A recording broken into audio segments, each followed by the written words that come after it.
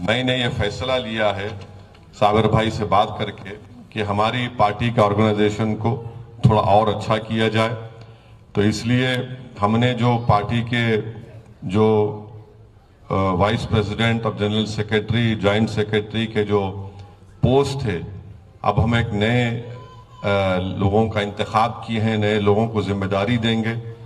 تو مثال اس کے لیے ہم نے فیصلہ یہ لیا ہے کہ ہمارے شکیل سما صاحب جو کچھ سے بھوج سے بہترین اسمبلی کا الیکشن لڑے، بہت محنت کیے، شکیل سما صاحب کو انشاءاللہ جنرل سیکرٹری بنایا جا رہا ہے،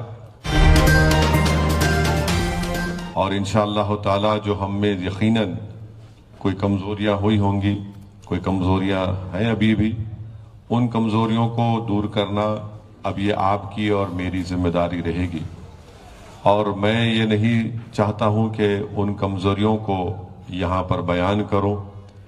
آپ تمام لوگ ذمہ دار ہیں، آپ زمین پر تھے اور آپ نے ان کمزوریوں کو دیکھا ہے۔ اب ہم کو اور آپ کو مل کر ان کمزوریوں کو دور کرنا ہے، اور جیسا کہ صابر بھائی نے کہا کہ وہ کمزوریاں تنظیمی طور پر بھی ہوں گی، آرگنائزیشن لیول پر بھی ہوں گی، ہم کو ان کمزوریوں کو دور کرنا ہے۔ کمزوری ہو سکتا ہے کہ آپسی تھوڑے بہت اختلافات بھی رہے ہوں گے، اس اختلافات کو بھی دور کرنا ہے، اور تیسرا یہ ہے کہ ہم اپنی جدوجہد کو جاری رکھیں گے۔ میرا ماننا یہ ہے کہ ایک سیاسی پارٹی کے سیاسی سفر میں اسمبلی کے انتخابات ہوں یا کوئی بھی انتخابات کے نتیجے ہوں، ہم کو ان نتیجوں کا سامنا ہر سیاسی پارٹی کو کرنا پڑتا ہے۔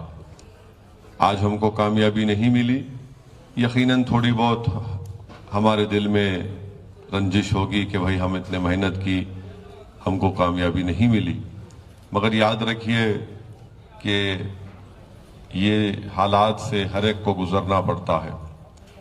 جب میں پہلی مرتبہ آج سے 28 سے 29 سال پہلے جب اپنا پہلا اسمبلی کا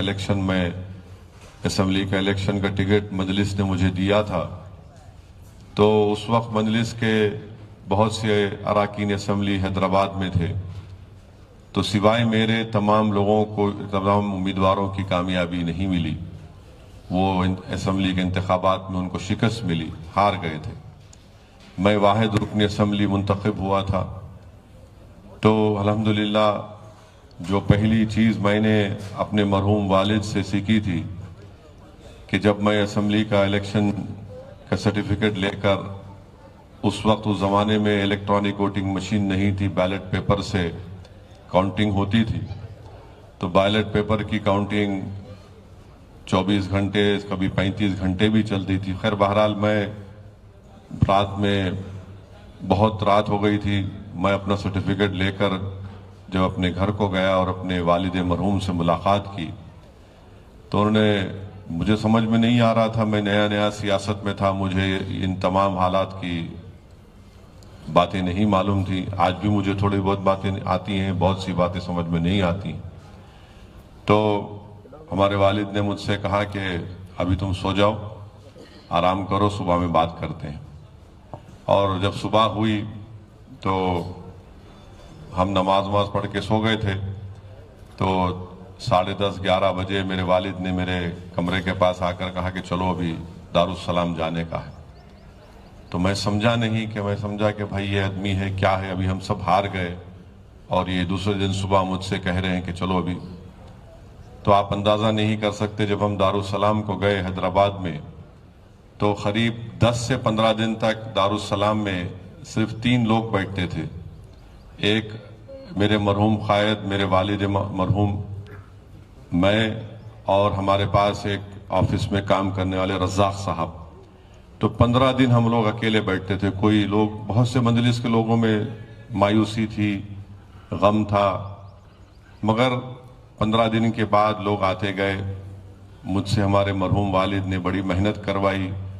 میں نے آج جو کچھ بھی، میں آج یہاں پر آپ کے سامنے کھڑا ہوں، یہ اللہ سبحانہ و تعالیٰ کا بہت بڑا کرم ہے، اور اللہ نے اپنے حبیب محمد مصطفیٰ صلی اللہ علیہ وسلم کے صدقہ طفیل میں مجھے یہاں تک لایا، اور میرے مرحوم والد کی اور میری ماں کی دعائیں ہیں کہ میں یہاں تک آیا ہوں۔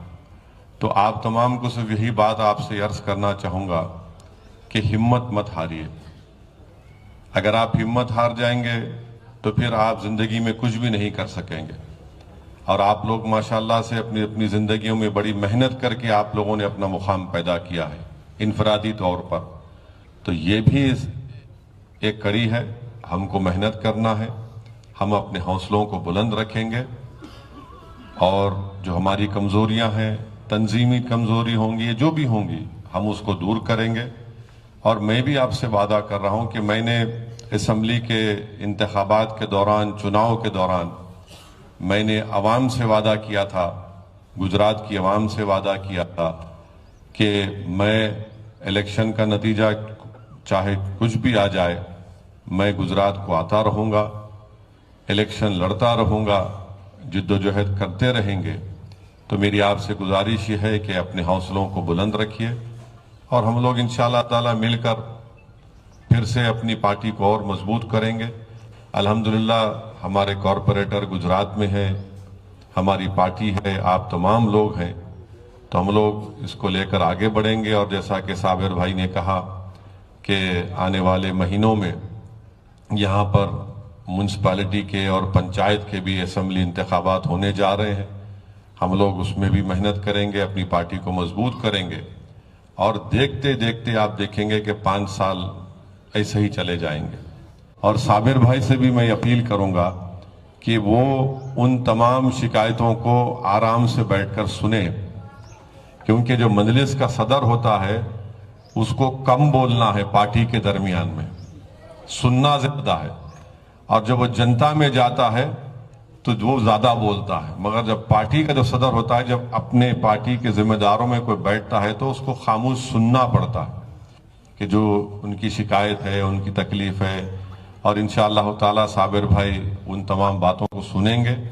ہم تمام کو اپنا اپنا ایک انٹروسپیکشن کرنا ہے، محاسبہ کرنا ہے، اور مجھے یقین ہے کہ ہم تمام لوگ صاحب عقل ہیں، اور ہم لوگ ان کمزوریوں کو دور کرتے ہوئے مجلس کے سیاسی کاروان کو، اس سفر کو آگے لے کر جائیں گے۔ آپ تمام کا بہت بہت شکریہ، آپ یہاں پر آئے، آپ اپنے علاقے میں، اپنے وارڈ میں، اپنے ودھان سبھا میں آپ واپس جائیں گے، آپ وہاں کی عوام کو میرا سلام پہنچائیے۔ جو باتیں میں نے آپ کے درمیان میں رکھی، ہو سکے تو ان تک بھی یہ بات بتائیے کہ ہم آتے تھے اور آتے رہیں گے انشاءاللہ تعالی۔ آپ کا بہت بہت شکریہ۔ وآخر الدعوانا الحمدللہ رب العالمین۔